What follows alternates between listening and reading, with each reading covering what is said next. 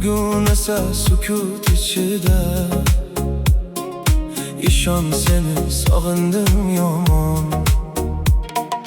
Dardlarimni sezmaysan balki, ko'chang uzra bo'ldim sarson. Bir qarashing yetar edi-ku, ishon seni sog'indim yomon. Har kechalar uyg'oq yuragim,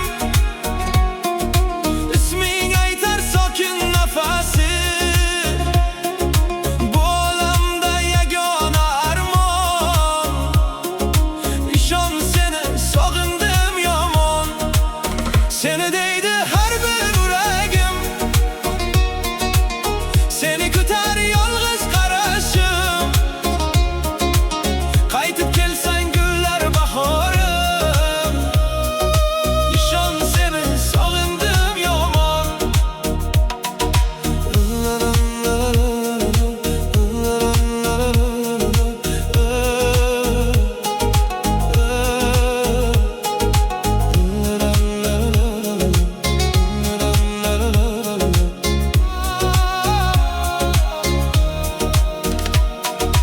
Tushlarimda ko'raman seni,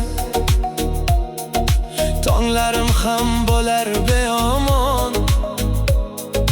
Sensiz qolgan kunlarim uzun, ishon seni sog'indim yomon. Ko'zlaringday topmadim osmon, kulishingday bo'lmadi armon.